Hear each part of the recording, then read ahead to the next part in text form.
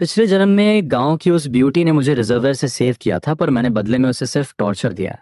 उसके साथ forced marriage की, और जब वो डिलीवरी के बाद कमजोर थी तब भी उसे ठंडे पानी में मछली पकड़ने भेज दिया। फिर भी उसने कभी मुझसे डिवोर्स नहीं लिया, बस हमारी लाइफ को बेटर करने का प्लान सोचती रही। लेकिन जब मेरी गैम्बलिंग की वजह से भारी लोन हो गया तो मैंने अपनी ही बेटी को सेल करने का डिसीजन लिया। ये सुनकर लिऊ रुयान पूरी तरह टूट गई और हमारी 1 साल की बेटी को लेकर उसी रिजर्वेयर में कूदकर उसने सुसाइड कर लिया। उसके मरने के बाद मुझे रियलिटी का शॉक लगा। अपने गुनाह कम करने के लिए बिलियनर बनने के बाद भी मैंने हर लड़की को रिजेक्ट कर दिया और अपना सारा पैसा और पावर बस टाइम मशीन की रिसर्च में लगा दिया, ताकि ताकि मैं पास्ट में वापस जाकर अपने उस मासूम सी लियो रुयान को सेव कर सकूं। शायद भगवान को भी मुझ पर तरस आ गया। जब मैं अपनी डेथ बेड पर था तो मुझे लगा कि मेरी टाइम मशीन मुझे पास्ट में ले आई है। पर जैसे ही मैंने अपनी आंखें खोली मैं सच में 30 साल पीछे आ चुका था। सामने दीवार के कोने में मेरी लियू रुयान डर से कांप रही थी, अपनी लाल आंखों को रगड़ते हुए। जब मुझे यकीन हुआ कि ये कोई सपना नहीं है तो मेरे मुंह से चीख निकल गई, वाइफ, क्या सच में तुम हो? बस जैसे ही मैं उसके पास गया वो बुरी तरह चिल्लाने लगी, दूर हटो, मुझे टच मत करना। उसकी आवाज में एक भयानक खौफ था। ये रिएक्शन देखकर मैं फ्रीज हो गया।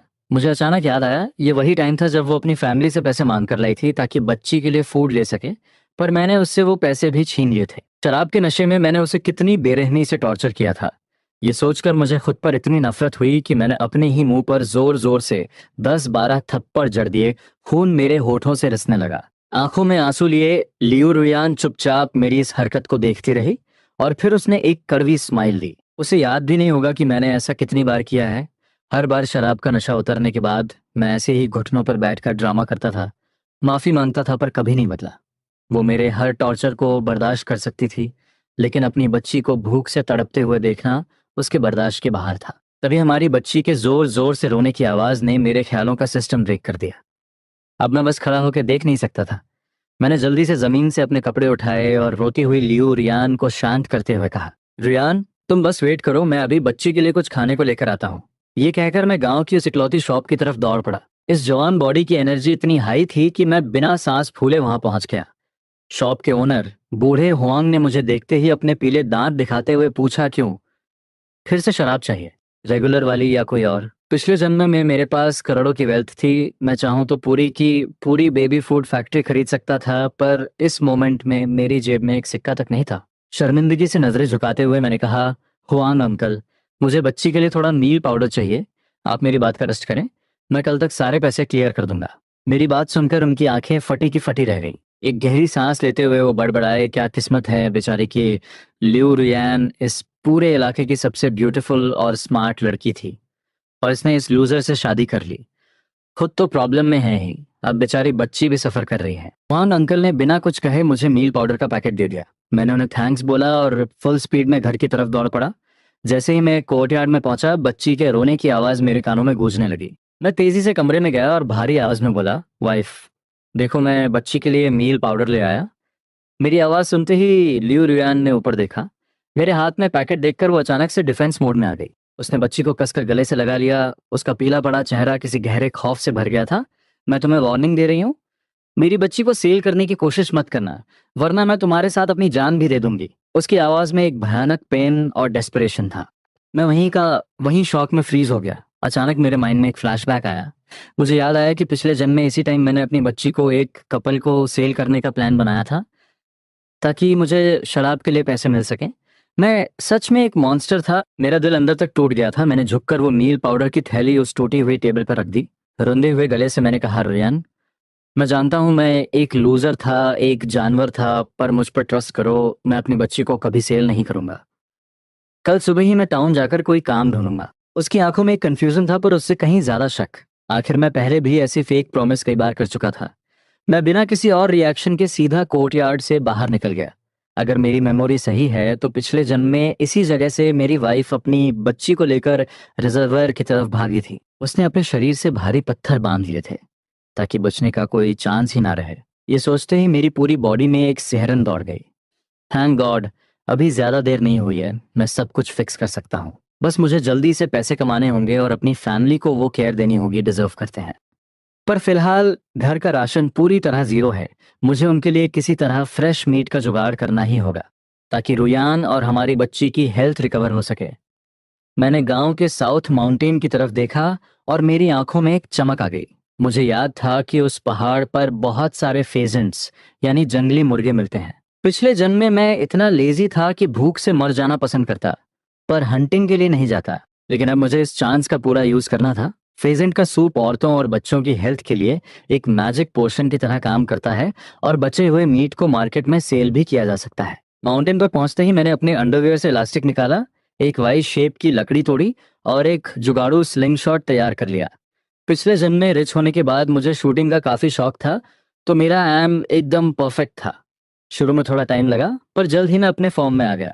कुछ ही घंटों की मेहनत के बाद मैंने कई छोटे बर्ड्स और एक बहुत बड़ा जंगली मुर्गा हंट कर लिया था। मैंने खुशी खुशी अपने सारे शिकार को एक साथ बांधा और घर लौटने की तैयारी करने लगा। पर तभी अगले ही पल मैंने नोटिस किया कि मेरी पीठ पर रखा सारा शिकार अचानक गायब हो गया। मेरे तो होश ही उड़ गए, ये क्या सिस्टम है। तभी मेरी नजर अपनी चेस्ट पर पड़ी, जहां रुयान का दिया हुआ लकी चार्म एक अजीब सी गोल्डन लाइट से ग्लो कर रहा था। ये वही चार्म था जो वो हमेशा अपने पास रखती थी, सुसाइड करने से ठीक पहले तक। मैंने कंफ्यूजन में उस चार्म को टच किया और अचानक मैं एक अजीब से मैजिकल स्पेस के अंदर था। कुछ देर की टेस्टिंग के बाद मुझे पूरा गेम समझ आ गया।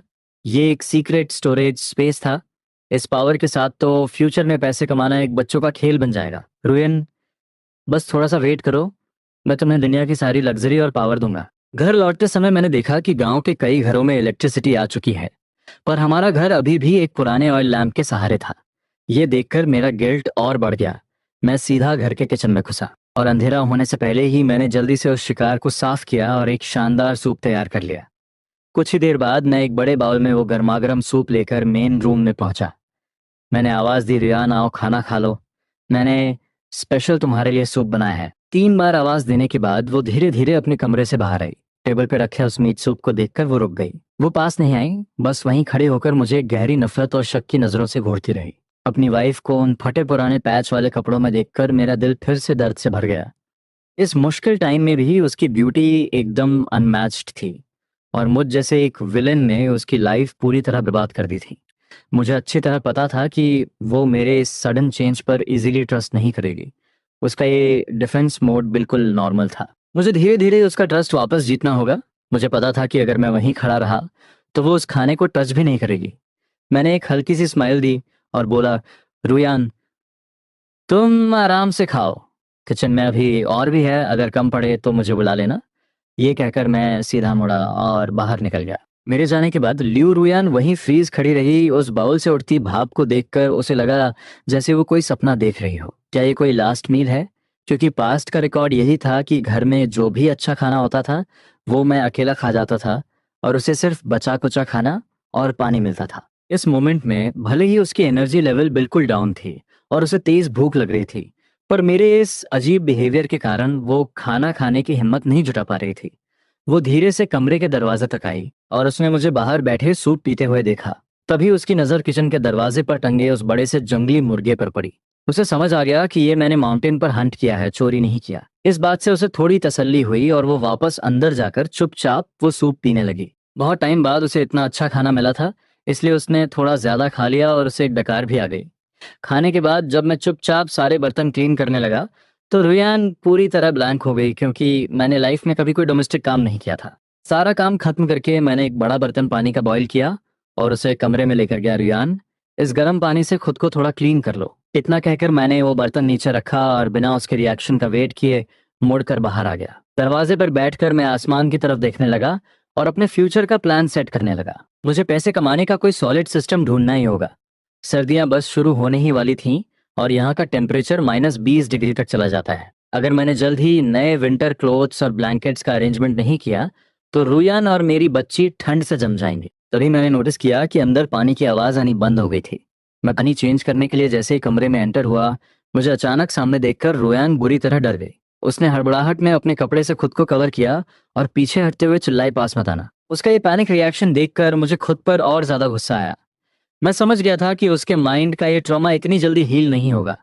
मुझे अपने एक्शन से ही उसे सेफ फील कराना होगा। मैंने सॉफ्ट टोन में कहा, वाइफ डरो मत, मैं बस ये यूज्ड पानी बाहर निकालने आया हूँ। मैं तुम्हें टच भी नहीं करूंगा, प्लीज पीछे मत हटो, गिर जाओगी। मैं झुका और मैंने वो पानी का बर्तन उठाया और चुपचाप कमरे से बाहर आ गया। रुयन ने मेरी तरफ देखा तक नहीं और मेरे जाते ही जल्दी से अपने कपड़े पहन लिए। मैं वापस कोर्टयार्ड में आकर बैठ गया और अपना माइंड दौड़ाने लगा कि आखिर जल्दी से जल्दी अमीर कैसे बना जाए। तभी अचानक मुझे एक पास्ट मेमोरी ने हिट किया। पिछले जन्म में कुछ आउटसाइडर्स माउंटेन पर जाने के लिए गाइड ढूंढ रहे थे और उन्होंने मुझे हायर किया था। मुझे बस उन्हें रास्ता दिखाने के पैसे मिल रहे थे, इसलिए मैं खुशी खुशी उनके साथ चला गया था। वो लोग उस घने जंगल में कुछ अजीब से प्लांट्स और हर्ब्स कलेक्ट कर रहे थे। उस टाइम मुझे लगता था कि ये सिटी वाले पागल हैं जो घास फूस जमा कर रहे हैं, पर आज मुझे उन हर्ब्स की असली वैल्यू पता थी। बिना एक सेकंड रेस्ट किए मेरा एनर्जी लेवल एकदम हाई हो गया। मैंने एक टॉर्च रेडी की, अपने टूल्स उठाए और रात के उस डार्क और डेंजरस माउंटेन की तरफ निकल पड़ा। मेरी किस्मत सच में मेरे साथ थी। वो रेयर हर्ब्स कलेक्ट करने के साथ साथ मुझे वहाँ एक वाइल्ड सिवेट कैट यानी गोजली का नेस्ट भी मिल गया। मैंने तुरंत उनका शिकार किया, स्किन अलग की और सब कुछ अपने मैजिकल स्टोरेज स्पेस में डाल लिया। अगली सुबह होते ही मैं अपनी बास्केट्स लेकर सीधे टाउन की मार्केट में पहुंच गया। मैंने किसी की नजर बचाकर वो गोजली का मीट और स्किन अपने स्पेस से बाहर निकाला और एक बिजी स्पॉट पर सेल करने के लिए बैठ गया। वो आइटम इतना डिमांड में था कि कुछ ही देर में सारा मीट सेल हो गया। 12 रुपए पॉकेट में डालने के बाद मैं सीधा टाउन की सबसे बड़ी ओल्ड फार्मेसी में गया। जैसे ही मैंने रात में कलेक्ट किए हुए वो रेयर हर्ब्स काउंटर पे रखे, उन मोटे ग्लासेस वाले ओल्ड मैनेजर की आंखें फटी की फटी रह गईं। उसने सूरज की रोशनी में उन हर्ब्स की क्वालिटी को बहुत ध्यान से एनालाइज किया। और फिर एक कनिंग स्माइल के साथ उसने मुझे अपना ऑफर दिया। यंग मैन, मैं तुम्हें इसका ये प्राइस दे सकता हूँ। उसका ऑफर सुनते ही मेरे चेहरे के एक्सप्रेशंस डार्क हो गए। वो मुझे कोई बेवकूफ विलेजर समझकर बुरी तरह स्कैम करने का प्लान कर रहा था। बिना कुछ कहे मैंने अपने हर्ब्स वापस उठाने के लिए हाथ आगे बढ़ाया। ओल्ड मैन का रिएक्शन बहुत तेज था। उसने तुरंत मेरा हाथ पकड़ा और बोला, अरे यंग मैन, इतनी जल्दी क्या है? अगर प्राइस पसंद नहीं आया तो हम नेगोशिएट कर सकते हैं ना। बात करते हुए वो लगातार मेरे फेस को रीड कर रहा था। जब उसने देखा कि मेरी आंखों में एक ऐसा कॉन्फिडेंस है जो मेरे जैसे यंग लड़के में नहीं होना चाहिए, तो उसे हार माननी पड़ी। उसने एक भारी मन से अपना फाइनल ऑफर दिया, 6 ग्रेट यूनिटी नोट्स, इससे ज्यादा मैं एक पैसा नहीं दूंगा। मुझे पता था कि इस रेयर आइटम की वैल्यू मार्केट में इससे कहीं ज्यादा है, पर प्रॉब्लम यह थी कि मुझे आज के आज ही कैश चाहिए था। यहाँ से मेन सिटी बहुत दूर थी और आज की कोई बस भी नहीं बची थी। मेरी वाइफ और बच्ची घर पर भूखे थे। मैंने तुरंत अपना डिसीजन लिया और एक रिलैक्स टोन में बोला, डील डन।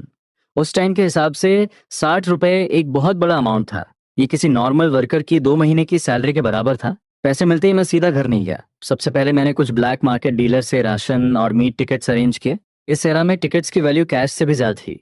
फिर मैंने बच्ची के लिए बेस्ट क्वालिटी का मिल्क पाउडर और ढेर सारा पोर्क खरीदा। इसके बाद मैं सीधा क्लोथिंग स्टोर गया और उस टाइम की सबसे ट्रेंडिंग ड्रेस और स्कर्ट पैक करवा ली। मुझे पता था कि मेरी रुयान उस ड्रेस में एकदम स्टनिंग लगेगी। आखिर किस लड़की को खूबसूरत दिखना पसंद नहीं होता। वापस लौटते टाइम मेरी मुलाकात एक पुराने हंटर से हुई। मैंने अपने थोड़े से राशन के बदले उसकी वो विंटेज हंटिंग राइफल भी ट्रेड कर ली। इस एरा में जहां मीट मिलना इतना मुश्किल था, एक राइफल मेरे सर्वाइवल का सबसे बेस्ट टूल साबित होने वाली थी। घर पहुंचते ही मैं सीधा किचन में घुस गया और अपनी फैमिली के लिए एक शानदार डिनर प्रिपेयर करने लगा। जैसे ही बाहर अंधेरा हुआ, लियो रुयान अपनी पीठ पर बच्ची को बांधे और हाथ में कुछ मक्के की रोटियां लिए घर लौटी। कोर्टयार्ड में एंटर करते ही उसे फ्रेश मीट की खुशबू आई। वो किचन के दरवाजे पर आकर खड़ी हो गई और मुझे एकदम कोल्ड नजरों से देखने लगी। कल से मेरा ये बदला हुआ बिहेवियर उसे किसी हॉरर मूवी की तरह डरा रहा था। मीट देखकर उसके माइंड में पहला थॉट यही आया कि शायद मैं फिर से कोई गैम्बलिंग गेम जीत कर आया हूँ। पास्ट में भी जब मैं कुछ पैसे जीतता था तो ऐसे ही ओवर एक्साइटेड हो जाता था, पर हारने के बाद मैं एक मॉन्स्टर बनकर सारा गुस्सा उसी पर निकालता था। वो पूरे दिन की मेहनत के बाद बुरी तरह एग्जॉस्ट हो चुकी थी। उसके पास मेरे इस ड्रामे को एनालाइज करने की कोई एनर्जी नहीं बची थी। वो चुपचाप अपने कमरे में गई, मक्के की रोटियां साइड में रखी और सोती हुई बच्ची को बेड पर लिटा दिया। तभी अचानक उसकी नजर उस टूटी हुई टेबल पर रखे एक एक्सपेंसिव मिल्क पाउडर के डिब्बे पर पड़ी। वो देखते ही उसका दिमाग पूरी तरह ब्लैंक हो गया। वो तेजी से भागते हुए किचन में आई और बिना कुछ सोचे सीधा मेरे मुंह पर एक जोरदार थप्पड़ जड़ दिया। स्मैक। मैं अपने हाथ में वो फ्रेश मीट की प्लेट लिए हुए एकदम शॉक में रह गया। मैं कुछ बोल पाता उससे पहले ही मैंने देखा कि लियो रुयान की आंखों से आंसुओं की धारा बह रही थी। मैंने जल्दी से वो प्लेट साइड में रखी और उसके आंसू पोंछने के लिए हाथ आगे बढ़ाया, पर वो तुरंत 2 कदम पीछे हट गई। एक भारी आवाज में मैंने पूछा, वाइफ क्या हुआ? मुझसे कोई गलती हुई है क्या? तुम अभी रिकवरी फेज में हो, इतना स्ट्रेस मत लो। रियान के होंठ कांपने लगे और उसने एक डेस्परेट आवाज में चिल्लाकर कहा, क्या तुम फिर से मेरी फैमिली के पास गए थे? क्या तुमने मेरी माँ को डरा धमका कर ये पैसे लिए हैं? उसकी बात सुनते ही मुझे अपने पिछले जन्म का एक और डार्क इंसिडेंट याद आ गया, जब मैंने सच में ऐसा किया था। मुझे तुरंत समझ आ गया कि वो इतना पैनिक क्यों कर रही थी। मैंने तुरंत अपने हाथ हिलाते हुए कहा, नहीं रोयान, मैंने सच में ऐसा कुछ नहीं किया। पर उसे मेरी बातों पर 1% भी ट्रस्ट नहीं था। उसने रोते हुए कहा, झूठ मत बोलो। अगर तुमने ऐसा नहीं किया तो ये मिल्क पाउडर खरीदने के पैसे तुम्हारे पास कहाँ से आए? तुम्हें क्या लगता है मुझे इस पाउडर की वैल्यू नहीं पता? मैंने तुरंत जवाब दिया, ये पैसे मैंने खुद कमाए हैं। और उसे यकीन दिलाने के लिए मैंने हड़बड़ाहट में अपना हाथ अपने अंडरवियर की तरफ बढ़ाया जहां मैंने पैसे छुपा रखे थे। मेरी ये हरकत देखकर उसका गुस्सा और भी आउट ऑफ कंट्रोल हो गया। उसे लगा कि इस सीरियस मोमेंट में भी मेरे माइंड में कोई डर्टी थॉट चल रहा है। उसने एक और थप्पड़ मेरे चेहरे पर दे मारा। मुझे समझ नहीं आ रहा था कि मैं रोऊं या हंसूं। मैंने जल्दी से उसे एक्सप्लेन किया, वाइफ, मैं वो सब नहीं सोच रहा हूँ, मैं बस तुम्हें अपने पैसे दिखा रहा हूँ। ये कहते ही मैंने अपने अंडरवियर से वो 50 रुपए निकाल कर सीधे उसके हाथ में रख दिए। उस भारी अमाउंट को देखते ही रुयान का पूरा सिस्टम हैंग हो गया।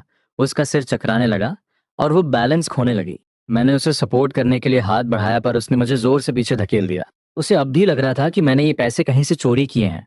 उसकी आंखों में वो बढ़ता हुआ खौफ देखकर मेरा हार्ट रेट एकदम तेज हो गया। मैंने पूरे डेस्परेशन के साथ उसे समझाना शुरू किया, वाइफ, मेरी बात सुनो। बीती रात मैं माउंटेन पे गया था, वहां मुझे कुछ रेयर शीहू हर्ब्स मिल गए। मैंने उन्हें टाउन ले जाकर सेल किया, जिससे मुझे टोटल 60 रुपए मिले। 10 रुपए का मैंने राशन और सामान ले लिया और बाकी के ये 50 रुपए तुम्हारे सामने हैं। शीहू का नाम सुनते ही रुयान की आंखों में थोड़ा सा लॉजिक वापस आया। उसे पता था कि शीहू की मेडिकल वैल्यू बहुत हाई होती है, पर उसे ढूंढना ऑलमोस्ट इम्पॉसिबल था। क्या सच में इस बार इसकी किस्मत अच्छी थी? क्या मैंने बिना बात के इस पर शक किया? मेरी तरफ देखते हुए वो एक गहरे कंफ्यूजन में थी। उसका ट्रस्ट जीतने के लिए मैंने तुरंत अपना दायां हाथ उठाया और प्रॉमिस करते हुए कहा, मैं कसम खाता हूँ रुयान, मैंने कोई क्राइम नहीं किया है। अगर मैं झूठ बोल रहा हूँ तो भगवान मुझे अभी के अभी खत्म कर दे। मेरी आंखों में वो सच्चाई देखकर फाइनली उसने एक गहरी सांस ली। माहौल थोड़ा नॉर्मल होते ही मैंने एक हल्की स्माइल के साथ कहा, वाइफ, इन पैसों को अच्छे से छिपा कर रख लो। मैं बस अभी अपने बड़े भाई के घर थोड़ा फ्रेश मीट देकर आता हूँ। मुझे पता था कि मेरा मैजिकल स्पेस पैसों के लिए सबसे सेफ जगह थी, पर अपनी वाइफ के हाथ में अपनी सारी कमाई रखना एक रियल हस्बैंड की निशानी थी। मैंने वो प्लेट उठाई और अपने भाई के घर की तरफ निकल गया। रास्ते में मैंने हुआंग अंकल का सारा उधार भी क्लियर कर दिया। मेरे जाते ही रुयान ने तुरंत घर का दरवाजा लॉक किया। अपनी पूरी मैरिड लाइफ में उसने हमेशा मुझे पैसे छीनते हुए ही देखा था। ये लाइफ में पहली बार था जब मैंने खुद उसे इतनी बड़ी रकम ला कर दी थी।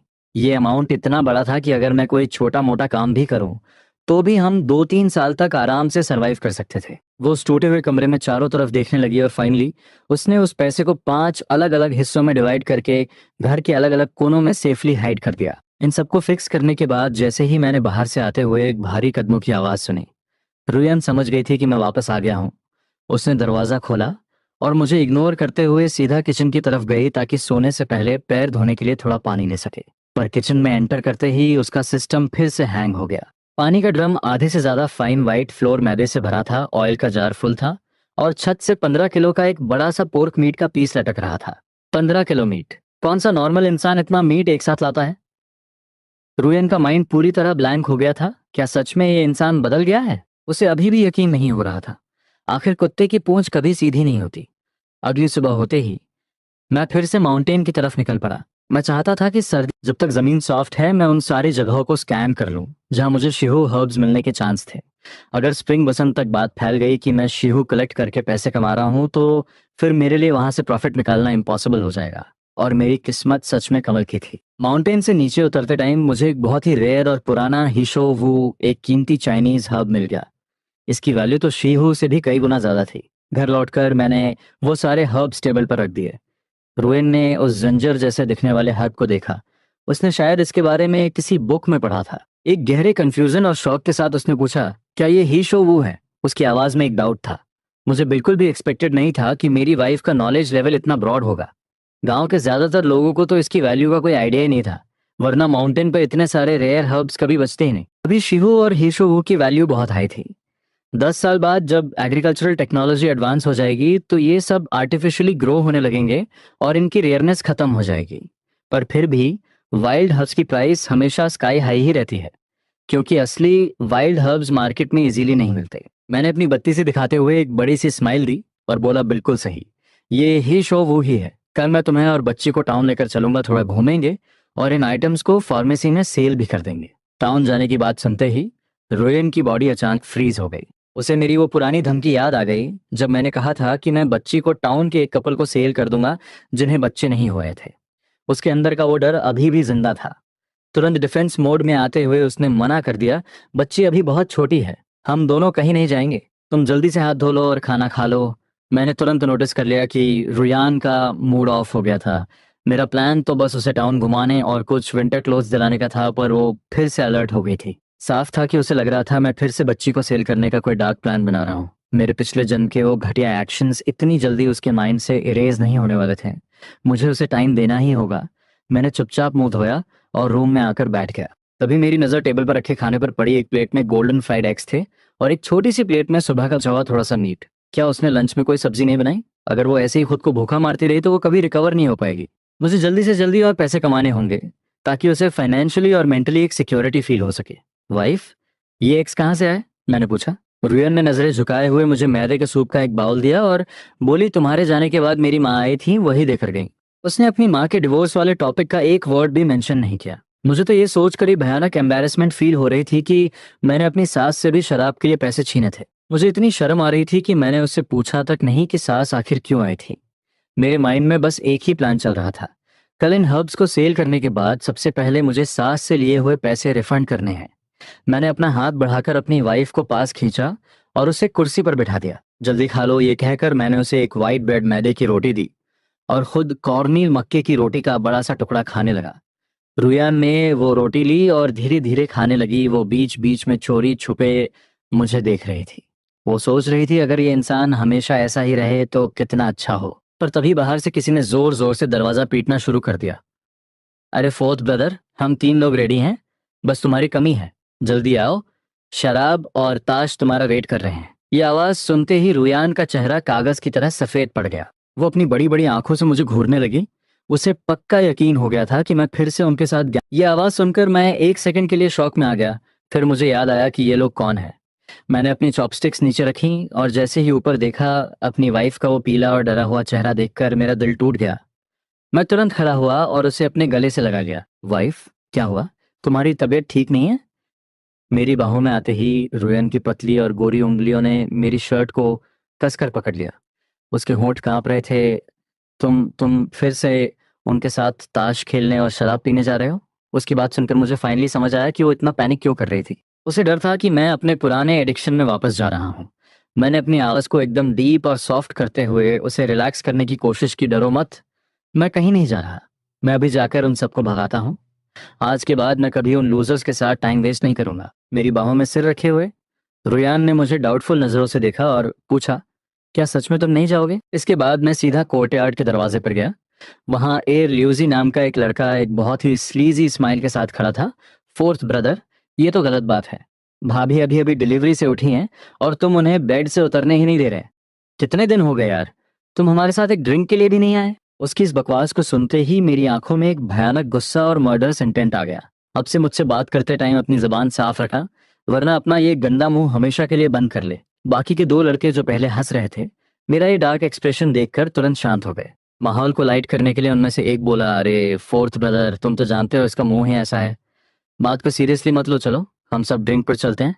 उसने जैसे ही मेरे कंधे पर हाथ रखने की कोशिश की, मैंने उसका हाथ झटक दिया और बाकी दोनों को एक ठंडी नजर से घूरा। अगर तुम्हें ड्रिंकिंग या गैम्बलिंग करनी है तो आज के बाद कभी मेरे दरवाजे पर मत आना। मेरा ये डेडली एटीट्यूड देखकर वो तीनों ऐसे डर गए जैसे कोई भूत देख लिया हो। उनका सारा कॉन्फिडेंस जीरो हो गया।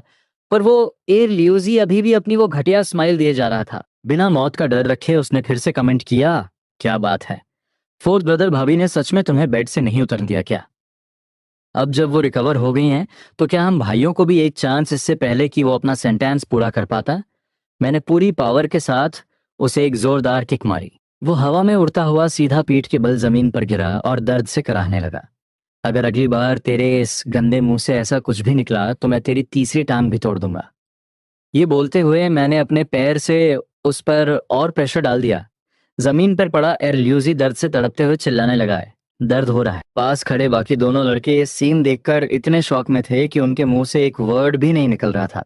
मेरे पूरे शरीर से एक डार्क एनर्जी निकल रही थी जो रात के अंधेरे में किसी डेमन जैसी लग रही थी। किसी की भी मुझे रोकने की हिम्मत नहीं हुई। मुझे बस एक ही डर था, कहीं मेरी वाइफ बाहर ना आ जाए। अगर उसने मेरा ये वायलेंट रूप देख लिया तो फिर से डर जाएगी और मेरी सारी मेहनत जीरो हो जाएगी।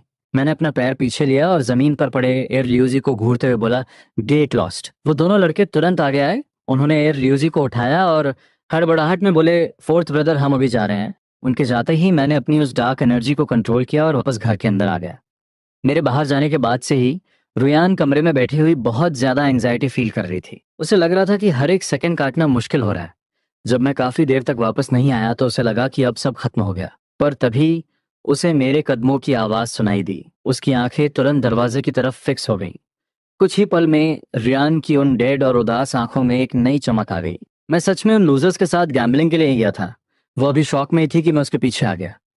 मैंने अपनी बाहों से उसे कवर किया और उसकी गोरी चीक्स पर एक किस किया। क्या हुआ? अपने हस्बैंड को भूल गई क्या? मैं बस थोड़ा बाहर गया था और तुम मुझे मिस करने लगी। रुयन अभी भी सिचुएशन को प्रोसेस नहीं कर पा रही थी। उसे यकीन नहीं हो रहा था कि मैं सच में वापस आ गया हूँ। उसने बिना सोचे ही पूछ लिया, क्या तुम सच में अब उनके साथ टाइम स्पेंड नहीं करोगे? मैंने मुंह में रखा ब्रेड का टुकड़ा जल्दी से निकला और बोला, रिपोर्टिंग टू माई वाइफ। मैंने उन सबसे अपने सारे कनेक्शन कट कर दिए हैं। मैं अब कभी उनके साथ हैंग आउट नहीं करूंगा। चलो जल्दी से खाना खत्म करो, रात में हमें बहुत सारी फिजिकल एक्टिविटी करनी है। रुयान ने मेरी आधी बात सुनी और आधी इग्नोर कर दी। उसने बस सिर हिलाया और धीरे धीरे अपना खाना खाने लगी। खाते टाइम वो बार बार चोरी छुपे मुझे देख रही थी। मैं खाना बहुत स्पीड से खा रहा था, पर मेरा स्टाइल बिल्कुल भी मेसी नहीं था। मेरे शार्प और हैंडसम फेस के साथ वो सब कुछ एक मूवी सीन जैसा लग रहा था। जब उसने मुझसे शादी की थी तो उसका एक रीजन मेरी अट्रैक्टिव लुक्स भी थी। वो मेरे इसी आउटर अपीयरेंस से इम्प्रेस हो गई थी और बिना कुछ सोचे मुझ जैसे लूजर से शादी कर ली थी। मैंने नोटिस किया कि वो मुझे देखकर ब्लैंक हो रही थी। मुझे समझ नहीं आ रहा था कि उसके इस छोटे से माइंड में अब क्या चल रहा है। मैंने स्माइल करते हुए उसे टीज किया, वाइफ जल्दी खाना खत्म करो, बाद में बेड पर तुम मुझे आराम से देख सकती हो। मेरी इस फ्लर्टी बात से वो तुरंत रियलिटी में वापस आई। उसने मुझे एक एंग्री लुक दिया और शर्माते हुए अपना सिर नीचे कर लिया और फिर से अपना फोकस खाने पर लगा दिया। पर मैं लगातार उसे ही घूर रहा था और उसे देखकर मेरा प्यार और बढ़ रहा था।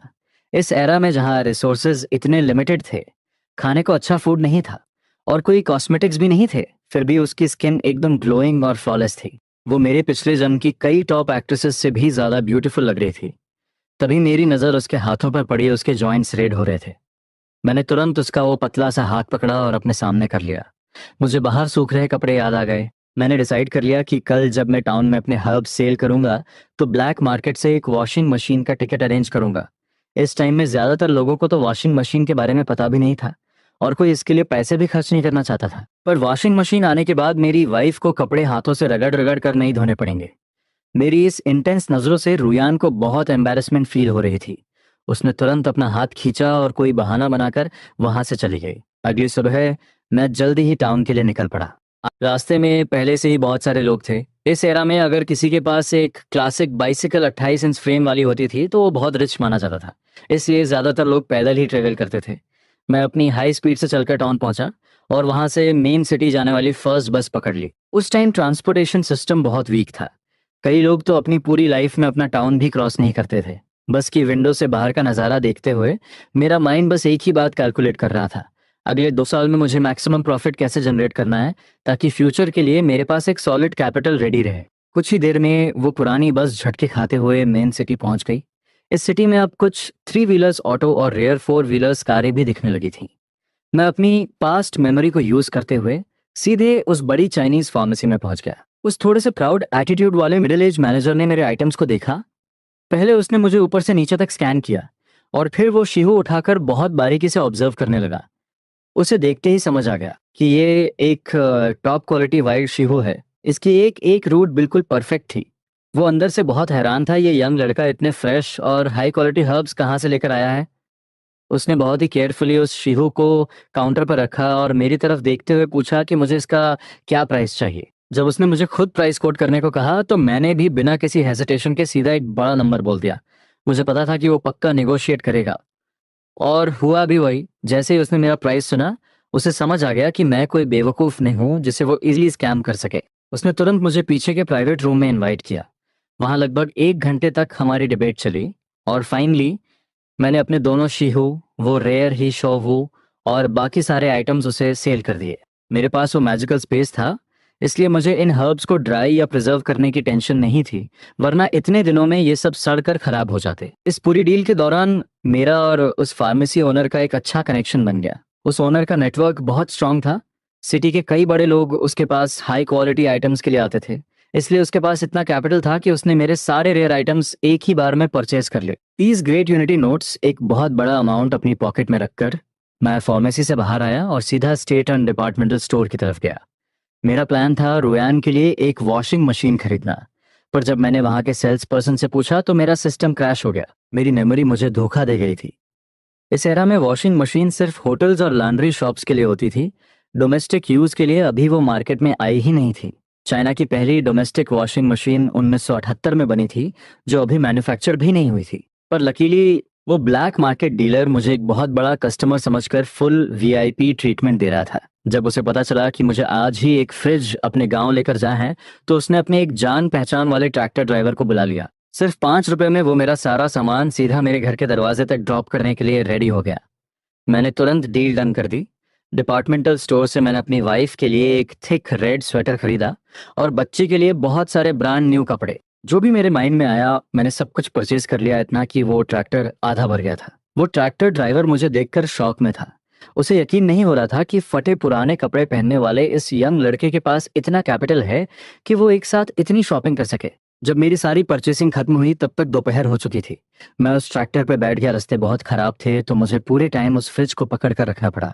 उसी टाइम मेरे घर पर जब रुयान सुबह उठी तो उसने देखा कि बच्ची उसके पास सो रही है, पर मैं गायब हूँ। दोपहर के टाइम गांव का लीडर वांग शुआनजू एक बहुत ही यंग और ब्यूटीफुल लड़की को लेकर मेरे घर पहुंचा। अरे, फोर्थ ब्रदर की वाइफ। ये ली त्यान त्यान है, सिटी से आई हुई एक एजुकेटेड यूथ। अब से ये तुम्हारे घर पे ही रहेगी। अपने हस्बैंड को बोल देना कि इसके रहने के लिए एक रूम खाली कर दे। ये सुनकर रुयान पूरी तरह पैनिक कर गई। हमारे घर में अचानक से एक नई लड़की? इन 3 छोटे से मिट्टी के कमरों में हम सब कैसे मैनेज करेंगे? एक कमरे में हम दोनों रहते हैं, बीच वाला मेन रूम डाइनिंग के लिए है और तीसरे रूम में सारा कबाड़ और एक्स्ट्रा सामान रखा है। वहां इसके रहने की जगह कहाँ है? लीडर साहब, वो अभी घर पे नहीं है, मैं इस बारे में कोई डिसीजन नहीं ले सकती। वांग शुआनजू के चेहरे पर एक इरिटेशन आ गई। उसने रुयान की बात को इग्नोर करते हुए अपना हाथ हिलाया, उस सिटी गर्ल को कुछ इंस्ट्रक्शंस दिए और वहां से सीधा निकल गया। अगर मैंने उसे वो मीट का पीस नहीं दिया होता तो वो इतनी ब्यूटीफुल और यंग लड़की को मेरे घर क्यों भेजता?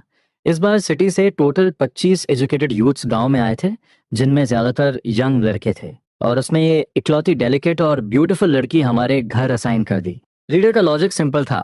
हम एक यंग कपल हैं, तो हमारे घर एक यंग लड़की को रखना ज्यादा सेफ है बजाय किसी यंग लड़के के।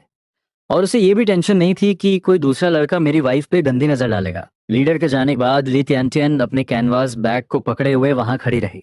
उसने उन 3 टूटे फूटे मिट्टी के कमर को देखा और अंदर ही अंदर डरने लगी। उसे समझ आ गया कि उसकी लाइफ बाकी यूथ से बहुत ज्यादा डार्क और टफ होने वाली है। होंगमे नाम की लड़की को जिस फैमिली में भेजा गया था वो काफी रिच लग रहे थे। वो एक मिडिल एज कपल था जिनके 3 बच्चे थे और वो सब बहुत अच्छे कपड़े पहने हुए थे। रास्ते में आते टाइम ली तियानतियन ने सुना था कि जिस फैमिली में उसे भेजा जा रहा है उसका हस्बैंड एक नंबर का लूजर है, जो गैम्बलिंग करता है, शराब पीता है और अपनी वाइफ को पीटता है। और वो फैमिली इतनी गरीब है कि उनके पास खाने को भी कुछ नहीं है। यहाँ आने से पहले उसे लग रहा था कि लोग शायद थोड़ा एक्स्ट्रा बोल रहे हैं, पर अब इस घर की हालत देखकर उसे यकीन हो गया था कि उन्होंने कुछ भी फेक नहीं बोला था। इस घर की ओनर रुयान ने बहुत ही पुराने और मिसफिट कपड़े पहने हुए थे, पर फिर भी वो हद से ज्यादा ब्यूटीफुल थी। रुयान ने नोटिस कर लिया कि वो लड़की उसे ऊपर से नीचे तक स्कैन कर रही थी। रुयान ने पहले अपने पैच लगे हुए पुराने कपड़ों को देखा और फिर उस लड़की को जिसने एक बहुत ही ट्रेंडी स्कर्ट, वाइट सॉक्स और लेदर शूज पहने हुए थे। वो सच में बहुत ग्लैमरस लग रही थी। रुयान ने उसके उस जजिंग लुक को इग्नोर करते हुए कहा, तुम बैठ जाओ, वो रूम उसमें बहुत सारा कबाड़ भरा है। जब मेरे हस्बैंड वापस आएंगे तभी हम वो रूम तुम्हारे लिए क्लियर कर पाएंगे। इतना कहकर वो रूम में गई और एक थर्मस लेकर आई ताकि उस गेस्ट को पानी सर्व कर सके। ली तियानतियन थोड़ी ऑकवर्ड फील कर रही थी। उसने बस नोट किया और कोर्टयार्ड में रखे एक स्टूल पर बैठ गई। उसने रुयान की तरफ देखकर एक फेक स्माइल दी। उसके माइंड में बस एक ही प्लान चल रहा था, मुझे किसी भी तरह वो रिटर्न टू सिटी लेटर हासिल करना होगा। वो एक दिन भी इस डंपयार्ड में नहीं रुकना चाहती थी, स्पेशली एक ऐसे घर में जहाँ का ओनर एक क्रिमिनल और लूजर हो। उसे अब बहुत केयरफुल रहना होगा ताकि वो लूजर उस पर कोई गंदी नजर ना डाल सके। रुयान ने सोचा था कि वो लंच में कुछ सिंपल सा बना लेगी, पर अब घर में एक नई गेस्ट आ गई थी। तो उसे कुछ अच्छा बनाना ही पड़ेगा।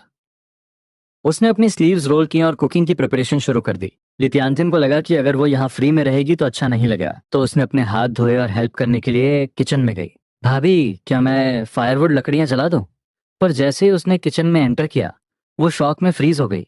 वो टूटा फूटा सा किचन अंदर से बहुत नीट और क्लीन था, और सबसे बड़ा शौक, छत से मीट का एक बहुत बड़ा पीस लटक रहा था। इसने कहा था कि ये फैमिली इतनी गरीब है कि इनके पास खाने को कुछ नहीं है। जिस घर में राशन नहीं होता वो इतना बड़ा मीट कैसे अफोर्ड कर सकते हैं? रुयान अपना आटा गूंथने में बिजी थी। ली तियान तियान की आवाज सुनकर उसने बिना देखे कहा, तुम्हारी हेल्प की जरूरत नहीं है। अगर तुम फ्री हो तो बाहर जाकर मेरी बच्ची का ध्यान रख लो। ली तियान तियान ने नोट किया और किचन से बाहर आ गई। वो उस छोटे से बेड के पास गई और उस बच्ची को देखा। वो बच्ची बहुत ही क्यूट और डॉल जैसी लग रही थी, बस थोड़ी सी कमजोर थी। वो झुकी और उस बच्ची के साथ खेलने लगी। उसके माइंड में एक कंफ्यूजन था, ये ओनर रुयान तो मेरी ही एज की लग रही है, इतनी फेयर और ब्यूटीफुल है, फिर उसने इतनी जल्दी शादी क्यों कर ली? और उसकी एक बच्ची भी है। अगर इसकी लुक्स इतनी अच्छी हैं तो इसे तो कोई रिच और वेल सेटल्ड हस्बैंड मिल सकता था। फिर इसने ऐसे लूजर से शादी क्यों की? क्या उस आदमी ने इसे फोर्स किया था, या किसी मजबूरी में इसने शादी की थी? ये सब सोच कर ली ट्यान त्यान को और ज्यादा डर लगने लगा। उसे अब इस घर में एक सेकंड भी नहीं रुकना था। वो सोच रही थी कि क्या वो वापस विलेज लीडर के पास जाकर अपनी लोकेशन चेंज करवा सकती है। किचन में रुयान बिजी थी और बाहर बैठी वो सिटी गर्ल अपने ही माइंड में एक पूरी सस्पेंस थ्रिलर मूवी डायरेक्ट कर रही थी। दोपहर के लगभग 4 बजे वो ट्रैक्टर जोरदार शोर करता हुआ गांव में एंटर हुआ और सीधा मेरे बताए हुए डायरेक्शन पर आकर मेरे दरवाजे पर रुक गया। कोर्टयार्ड में बैठकर मक्का छील रही रुयान ने जैसे ही बाहर ट्रैक्टर की आवाज सुनी, उसने तुरंत अपना काम छोड़ा।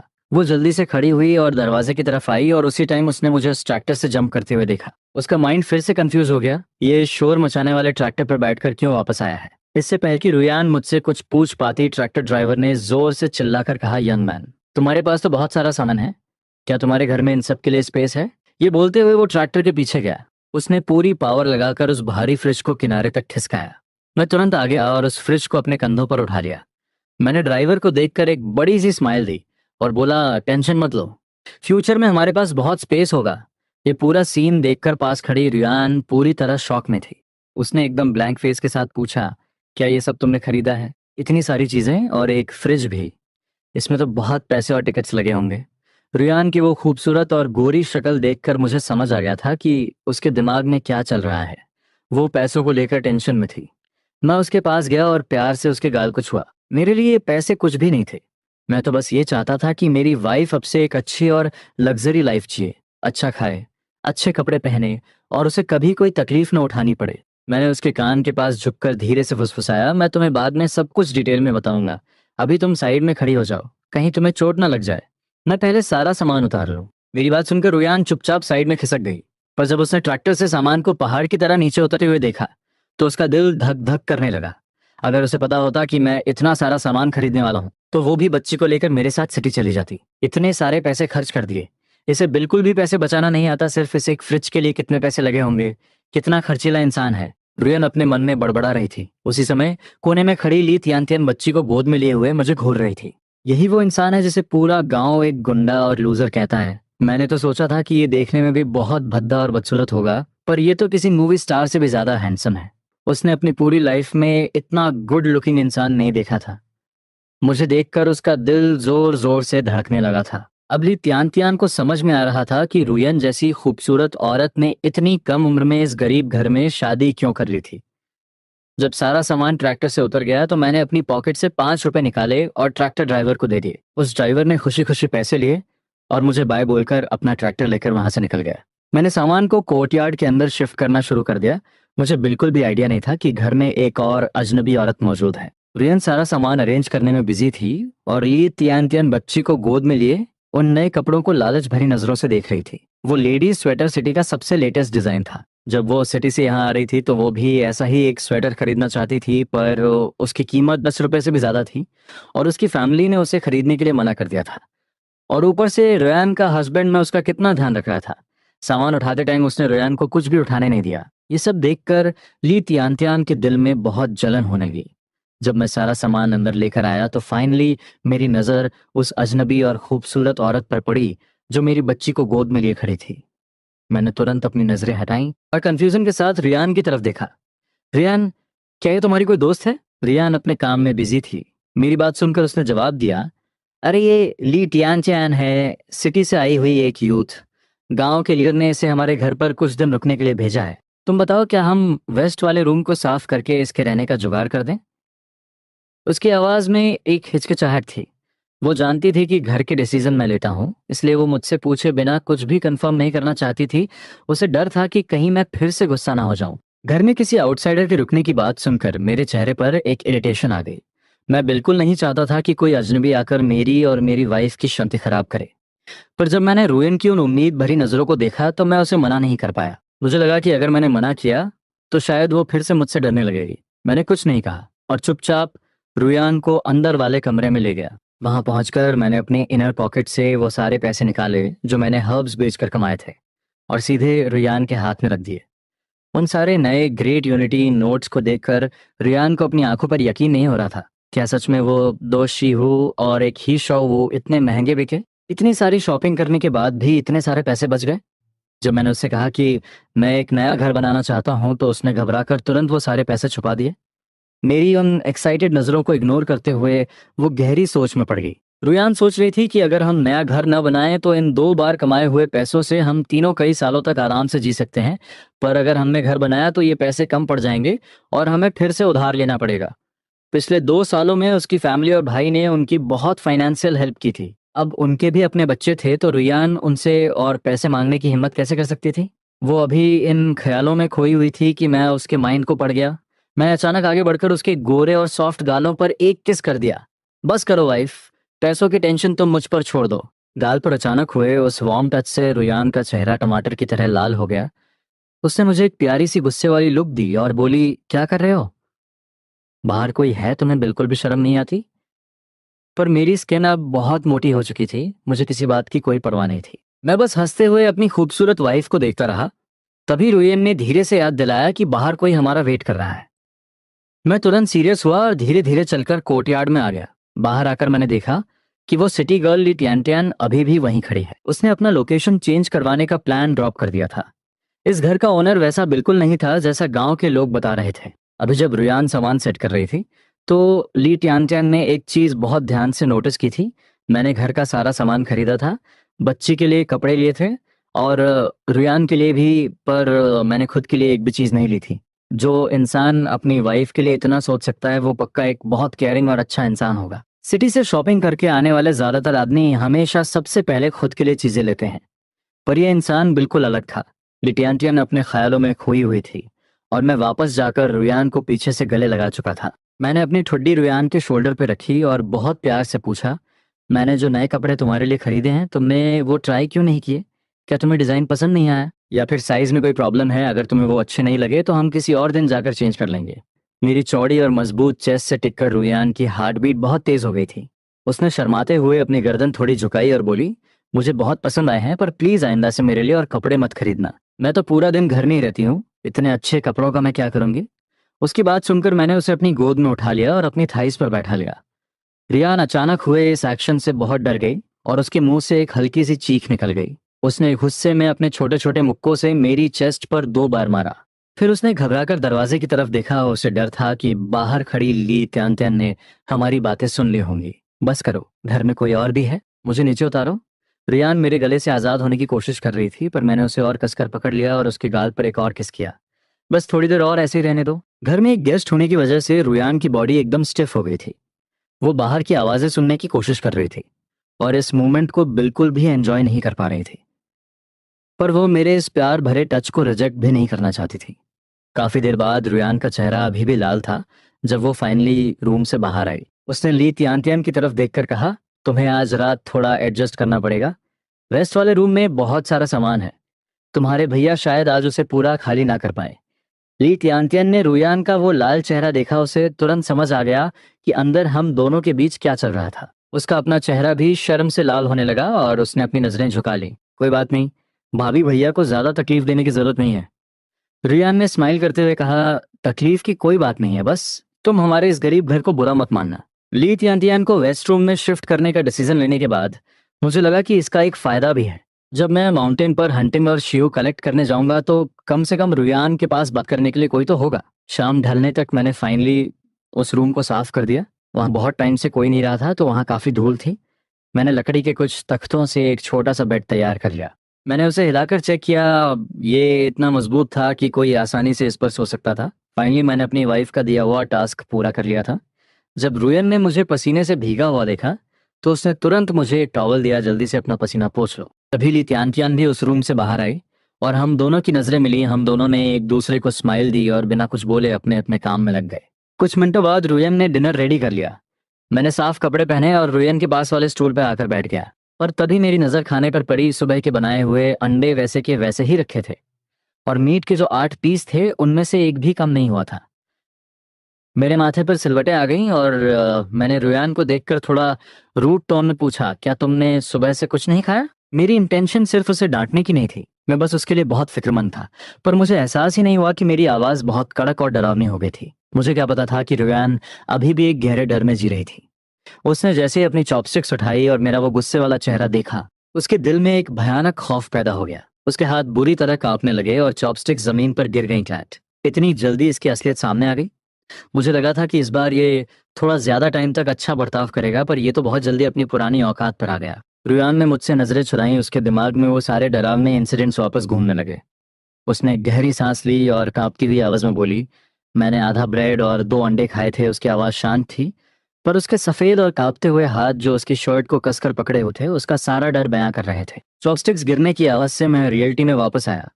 मैंने रुयान को ध्यान से देखा। उसकी आंखें लाल हो गई थीं और उनमें आंसू भरे हुए थे। मेरा दिल जोर से धड़का और मैं बुरी तरह पैनिक कर गया। मैं तो बस ये सोच रहा था कि उसने सारा अच्छा खाना मेरे लिए बचा कर रखा है। मुझे इस बात पर गुस्सा आ रहा था कि वो अपनी मैंने अपना हाथ आगे बढ़ाया ताकि उसे गले लगाकर रिलैक्स कर सकूं, पर जैसे ही मेरा हाथ उसके पास गया वो तुरंत पीछे हट गई। मैं और भी ज्यादा डर गया और बहुत ही डेस्परेट होकर उसे एक्सप्लेन करने लगा, वाइफ मैं सच में बस थोड़ा फिक्रमंद था। मेरा इंटेंशन तुम्हें डराने का बिल्कुल नहीं था। अगर घर में वो आउटसाइडर नहीं होती तो मैं पक्का रुयान के सामने घुटनों पर बैठ जाता। मेरी वो सॉफ्ट और रिक्वेस्टिंग आवाज सुनकर रुयान के अंदर दबा हुआ सारा डर और दर्द बाहर आ गया। उसके आंसू मोतियों की तरह गिरने लगे। वो सच में बहुत डर गई थी। उसे लगा था कि मैं फिर से वो वायलेंट मॉन्स्टर बन गया हूँ जो बात बात पर उसे पीटता था। अपनी वाइफ को इस तरह रोता देख मेरा दिल टूट गया। मैंने उसे अपनी बाहों में उठाया और तेजी से ईस्ट रूम की तरफ चला गया। बाहर बैठी ली टियन जो अभी बस खाना शुरू करने ही वाली थी पूरी तरह कंफ्यूज हो गई। ये अभी अचानक से क्या हुआ, उसे कुछ भी समझ नहीं आया और अब वो पूरे कोर्टयार्ड में बिल्कुल अकेली बैठी थी। रूम के अंदर जाकर मैंने बहुत ही सॉफ्ट आवाज में माफी मांगी, वाइफ आई एम सॉरी, मेरी ही गलती है। मुझे लगा कि तुमने जानबूझकर खाना नहीं खाया ताकि सब कुछ मेरे लिए बच जाए, इसीलिए मैं थोड़ा हाइपर हो गया। मैं पूरा दिन बाहर रहता हूँ तो तुम्हारा ध्यान नहीं रख पाता और इसी टेंशन में मेरी आवाज थोड़ी लाउड हो गई। मेरा एक्सप्लेनेशन सुनकर रुयान का दिल थोड़ा रिलैक्स हुआ और उसे समझ आ गया कि मैं सच में उसकी फिक्र कर रहा था। बाहर बैठी ली टियानचियन एक हाथ से अपना चेहरा पकड़े हुए सोच रही थी कि अंदर क्या चल रहा है। उसकी हिम्मत नहीं हो रही थी कि वो अंदर जाकर चेक करे, तो वो बस वहीं बैठकर वेट करने लगी। काफी देर बाद कमरे से कुछ आवाजें आईं और फिर हम दोनों बाहर आ गए। ली तियान तियान ने नोटिस किया कि रुयान की आंखों के किनारे अभी भी गीले थे, मतलब मैंने उसे मना लिया था। जब रुयान ने देखा कि ली तियान तियान उसे घूर रही है तो उसका चेहरा शर्म से और लाल हो गया। हम तीनों खाने के लिए बैठे। रुयान ने एक जोड़ी चॉपस्टिक्स ली तियान तियान को दी, खाना शुरू करो, और फिर उसने एक जोड़ी मुझे दी। मैंने खाना शुरू किया और पूरे टाइम ली तियान तियान की तरफ एक बार भी नहीं देखा। रुयान ने एक वाइट ब्रेड ली तियान तियान को दी और कहा, खा लो, फॉर्मल होने की कोई जरूरत नहीं है, इसे अपना ही घर समझो। ली तियान तियान ने ब्रेड ली और धीरे से एक बाइट लिया। उसे सच में समझ नहीं आ रहा था कि ये फैमिली आखिर गरीब है या अमीर। अगर ये गरीब हैं तो ये fine white bread, fried eggs और मीट खा रहे हैं। ऐसा खाना तो सिटी के अमीर घरों में भी मुश्किल से मिलता है। पर अगर ये अमीर हैं तो ये 3 टूटे फूटे मिट्टी के कमरों में रहते हैं। आज खरीदे हुए फ्रिज को छोड़कर घर में कोई ढंग का फर्नीचर नहीं है। यहाँ तक कि जिस बेड पर वो सो रही है वो भी बस कुछ लकड़ी के तख्तों से बना है। खाना खत्म होने के बाद मैंने रुयान के लिए गर्म पानी तैयार किया। उसे लगा शायद वो ओवरथिंक कर रही है, पर अगले ही पल उसे एक आदमी की गंदी आवाज सुनाई दी, मेरी प्यारी रुयान, क्या तुम नहा रही हो? ये आवाज सुनते ही रुयान के रोंगटे खड़े हो गए। उसने जल्दी से अपने कपड़े पहने और पूरी ताकत से चिल्लाई, जाओ जेंगो, कोई है बचाओ। मैं बाहर अपनी पैंट सेट कर रहा था कि अचानक मुझे रुयान की चीख सुनाई दी। मैं तेजी से अंदर गया और रुयान सीधा मेरी बाहों में आ गिरी। उसने मुझे कसकर पकड़ लिया। मैंने उसकी पीठ थपथपाते हुए पूछा, क्या हुआ? रुयान ने मुझे और कसकर पकड़ा। उसकी बॉडी बुरी तरह कांप रही थी। घर के पीछे कोई था। उसकी बात सुनते ही मेरी आंखों में एक भयानक और डार्क गुस्सा आ गया। मैंने कोर्टयार्ड की दीवार के बाहर देखा और मुझे एक परछाई तेजी से भागती हुई दिखाई दी। मेरी आंखों में एक जानलेवा इंटेंट था। मैंने अपनी नजरें वापस लीं और रुयान को देखा। उसने सिर्फ अपनी नाइट ड्रेस पहनी हुई थी। मैंने उसे गोद में उठाया और वापस बेड पर लेटा दिया।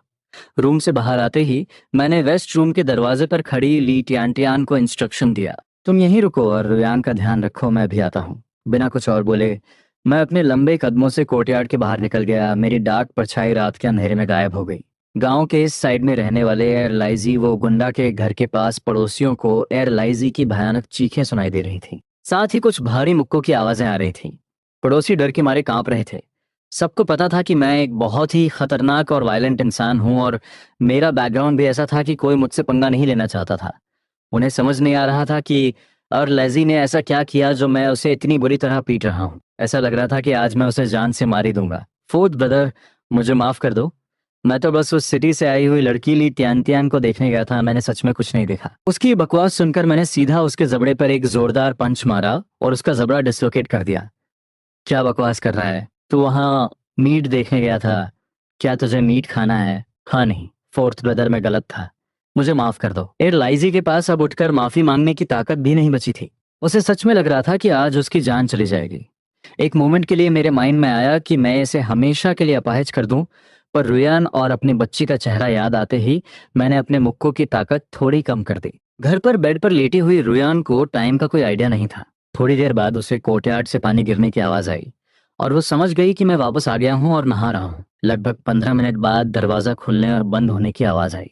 अंधेरे में मैंने सोचा कि रुयान सो गई है। जैसे ही मैं बेड पर चढ़ने लगा, रुयान की आवाज आई, तुम आ गए। उसने तुरंत लाइट ऑन कर दी। मैंने अपना मोशन रोका और उसे देखा। वो अपना सिर अपने एक हाथ पर टिकाए हुए लेटी थी। उसके काले बाल उसके गोरे कंधों पर फैले हुए थे। उसने सिर्फ एक पतली सी स्लीवलेस टी शर्ट और शॉर्ट्स पहने हुए थे। उसकी गोरी और लंबी टांगे पूरी तरह एक्सपोज थीं। इस हॉट सीन को देखकर मेरी आंखों में एक इंटेंस डिजायर आ गई। मैं उसके पास गया और उसके एकदम करीब लेट गया। फिर मैंने हाथ बढ़ाकर लाइट ऑफ कर दी। अंधेरे में मैंने रुयान को अपनी बाहों में लिया। उसकी पतली कमर पर हाथ रखा और प्यार से उसकी पीठ सहलाते हुए बोला, अब सब ठीक है वाइफ, डरो मत।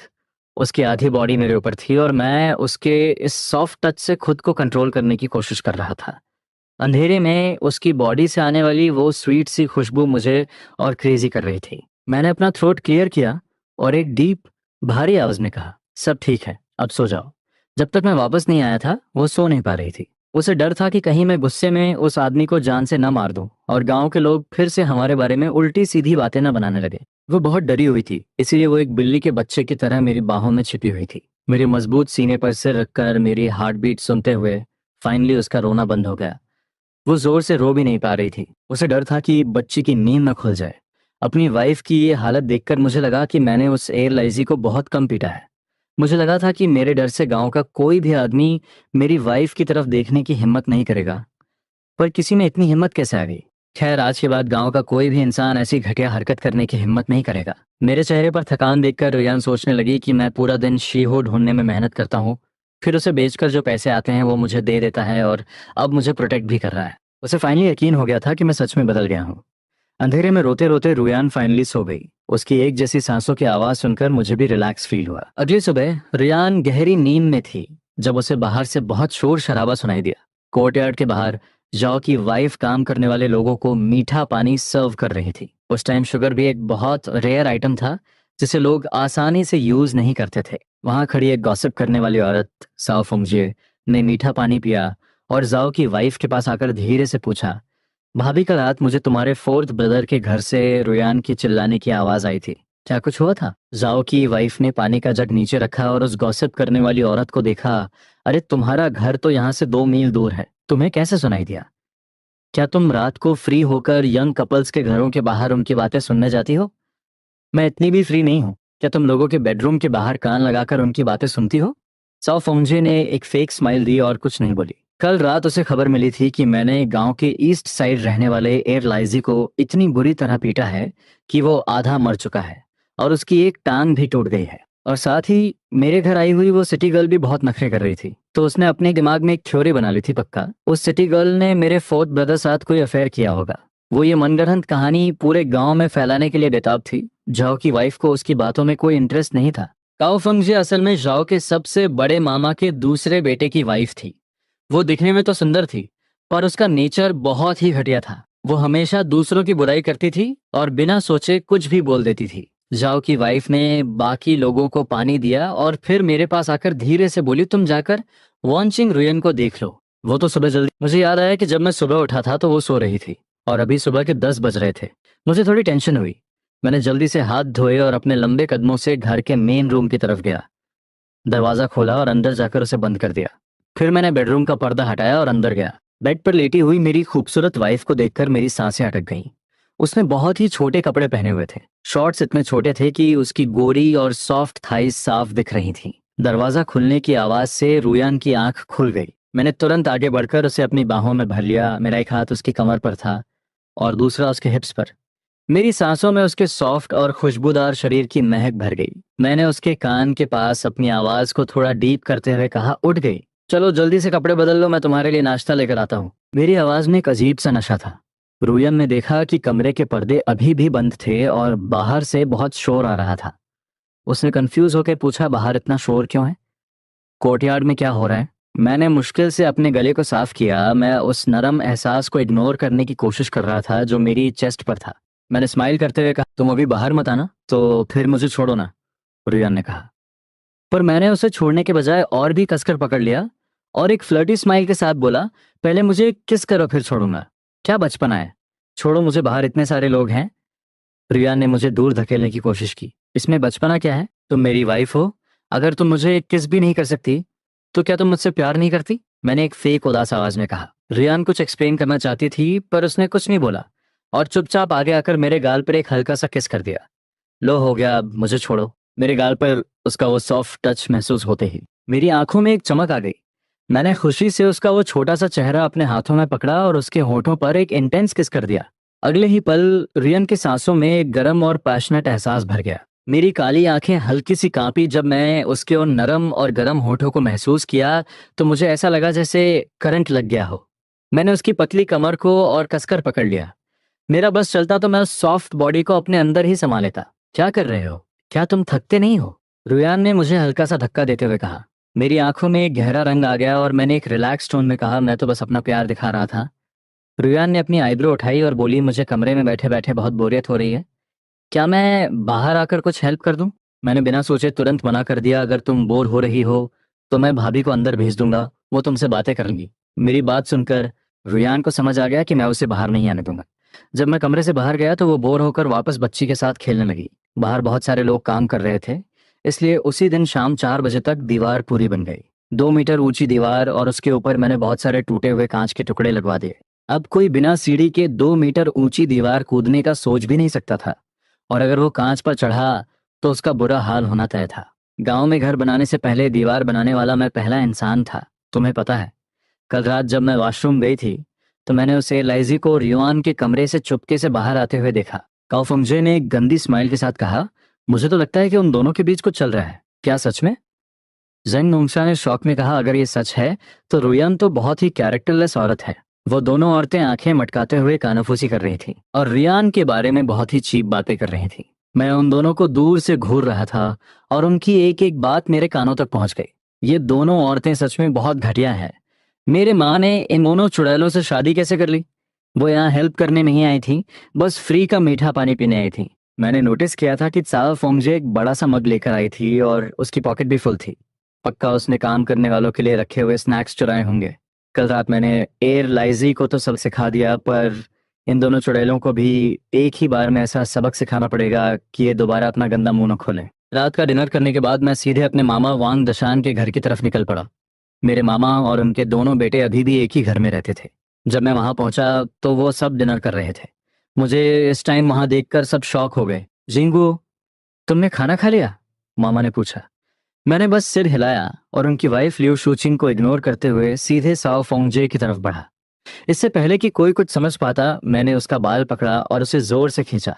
मेरी इस हरकत से सब फ्रीज हो गए। जब साओ फोंगजे दर्द से चिल्लाई तब जाकर सबको होश आया। उसका हस्बैंड वोंग ही तुरंत खड़ा हुआ और चिल्लाया, जंगो, तुम पागल हो गए हो क्या? मैंने एक कोल्ड स्माइल दी, मैं पागल नहीं हुआ हूं, अपनी इस वाइफ से पूछो कि ये क्या कर रही है। साओ फोंगजे को समझ ही नहीं आ रहा था कि मैंने उसकी बातें इतनी जल्दी कैसे सुन ली और मैं इतनी जल्दी एक्शन लेने यहाँ कैसे आ गया। मैंने सबको बताया कि चाओ फोंगजे गांव में रियान के बारे में कैसी गंदी अफवाहें फैला रही है। ये सुनकर मामा और मामी का चेहरा गुस्से से काला पड़ गया। ये कोई बहू नहीं, ये तो हमारे घर के लिए एक श्राप है, मामी ने गुस्से से कहा। मैंने पहले ही अपने बेटे को समझाया था कि इस औरत से दूर रहे, पर ये तो दूसरों की फैमिलीज बर्बाद करने पर तुली हुई है। काओ फोंगजे अपने मन में मुझे गालियां दे रही थी, पर वो कुछ बोल नहीं पा रही थी। तभी जांग होंगशा खड़ी हुई और बोली, अरे यहाँ कुछ मिसअंडरस्टैंडिंग हुई होगी। जिंगो, पहले तुम इसका बाल छोड़ो, आखिर ये तुम्हारी भाभी है। मैंने जांग होंगशा को एक घूरती हुई नजर दी और चिल्लाया, तू भी कोई दूध की धुली नहीं है, अपना मुंह बंद रख और चुपचाप बैठ जा। जांग होंगशा डर कर बैठ गई। उसने अपने हस्बैंड वांग योम को देखा, पर वो चुप था। वो इस पचड़े में नहीं पड़ना चाहता था। मैंने अपना हाथ उठाया और एक जोरदार थप्पड़ चाओ फोंगजे के मुंह पर दे मारा। मैंने तुझे अपना गंदा मुंह बंद रखने को कहा।